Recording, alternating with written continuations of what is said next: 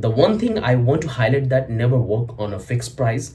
First collect the information, then give you a price range. Always give open price. Means you have to list down the technology, that this is what we're going to include it. If you go with that, we're going to charge X amount of money, but if you go with this technology, we're going to charge this much money. Okay, so you have to tell the difference between the technology which you want to use it for a higher price and the technology you want to use it for the lower price. You have to know the difference. All of you, welcome back to yet another video. So today's video is going to be very important for developer point of view, that whenever you get any project, how you have to proceed into the project so you can charge higher amount to your client, or working on a protocol, building a smart contract, building a blockchain. This is what you have to implement in every single project which you will get for your client as a freelancer working in the industry, or maybe you're building a side project for getting internship and job in the company. So that's all we're going to talk about in this video, that how I personally develop any project for my client. And this is the one project which I'm currently working on it, and I'm building a smart contract for an airdrop platform. So I'll show you that how you have to do exactly. The first thing you have to do is collect as much information as you can from your client. Conduct a Zoom meeting, ask them that what they want you to develop, what are the features they want you to have, what are the security measures they want you to keep it, what are the backup plans they have for the application, how they want you to build the architecture. Sometimes I also ask for a referral, like if there is a similar business model, similar application which they want to develop, so they can share and then we can discuss on that. So that's the first step I follow. I try to conduct a Zoom meeting and try to collect as much information as I can. Then I move to the architecture. So before I talk about the architecture, let's talk about the very common problem which new developer face when they get any freelancing project or when they get any project for their client. So this is what they do. So they got very excited. As a new developer, this is the same mistake I made when I got my very first project. I got very excited without seeing the requirement of the client, that what they exactly want me to build. So when you will have the complete information regarding the project, what will happen? You can easily able to pick the time frame which you're going to put for developing the application. You can also able to know that what are the tools and technology you're going to utilize for building the application. So you will have a complete idea about the project, and then you can able to pitch a good amount for your service for developing the application. So this is the problem which I see in mostly in new developer. They get excited and they work on a fixed price. So you should never work on the fixed price. You should always break down the technology and the tools, and based on that you have to do the charges. So you should always be flexible in pricing terms, in terms of the feature and functionality which you're going to provide in the application. So sometimes what happened, the client wants you to have multiple features in a small amount of money. That's not possible. So you have to be very clear at the very beginning. So when you will have a clear communication with your client, and that way you're not going to create any mess between you and your client once you take the project. So make sure to collect as much information as you can. Then you can move to architecture. I build the simple roadmap, simple architecture of the application, and all the stacks, all the technological stack which I'm going to utilize for building the project. I just list down all of that. I give all the option to the client that this is what I'm going to utilize it for building the application. If their budget is high, then definitely I'm going to prefer multiple option. If their budget is low, then I will provide them limited technology which I'm going to utilize it for building the product. And in the third step, what I do, I generally conduct another Zoom meeting where I can show all the thing, that this is what I'm going to utilize it, and I take the final confirmation. Then I move to the development part.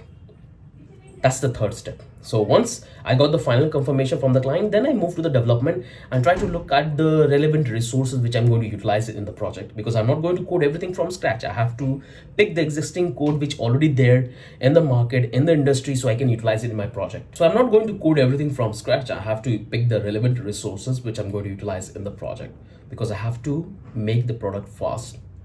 And it's not a good idea to code everything from scratch. If you want a front-end framework, you can easily able to get it. You don't need to build everything from scratch. We have ChatC and we have multiple libraries which we can include in the project. So that's the fourth thing. So once everything is set, then I move to the coding.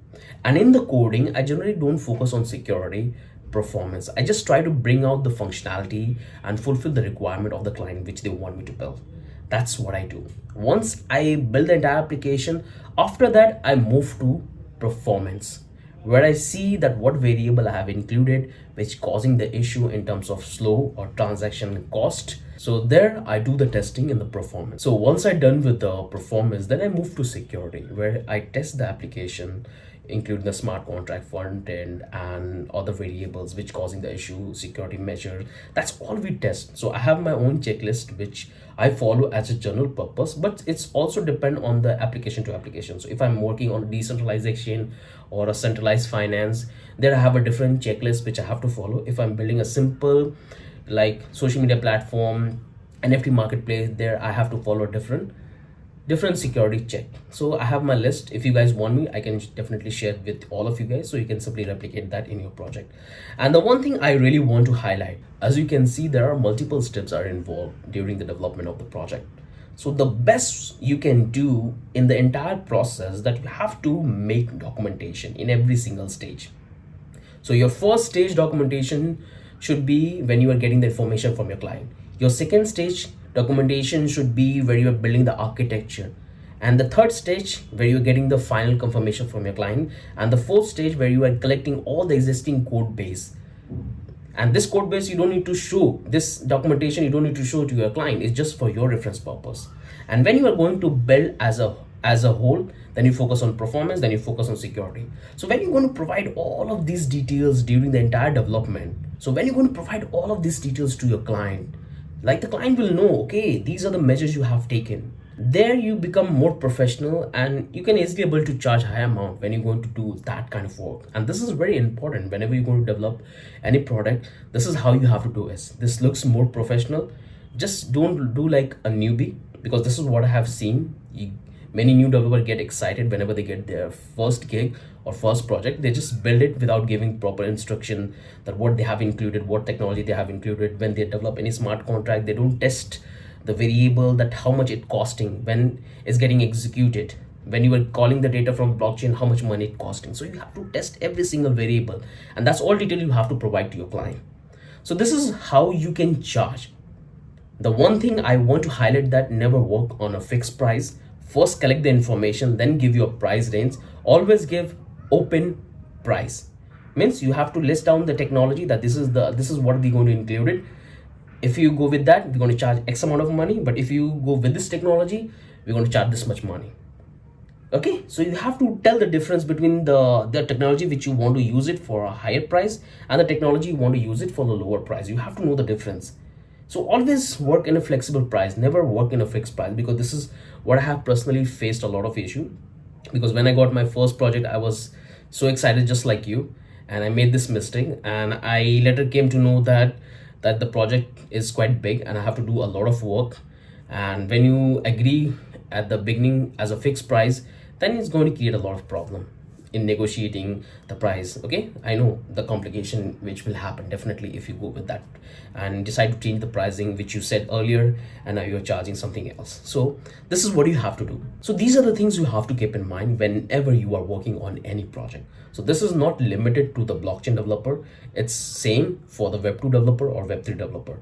Whatever project you build, try to build documentation, try to give open option to your clients that this is the technology, this is the amount we're going to charge for this technology, we're going to provide this security. Explain everything, be open, and that way you will charge higher amount and you will look professional. It's same for the job, same for freelancing, same for your own agency. This is how you can grow and build your reputation in the industry. You need one client. If you provide your service best to one client, that's going to bring a lot of clients, trust me. Like initially my first client I got after 5 months, and after that I got a lot of referrals, and this YouTube's helped me a lot for getting a lot of clients. Okay, so this is what you have to do, trust me, this will help you a lot. So this is the exact thing you have to process.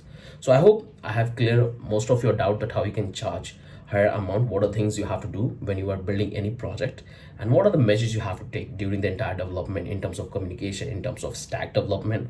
That's all is clear. So with that, I'm ending this video. If you have any question, any doubt, do let me know in the comment section. Definitely I'll try to help you in that. Have a wonderful day. Bye bye.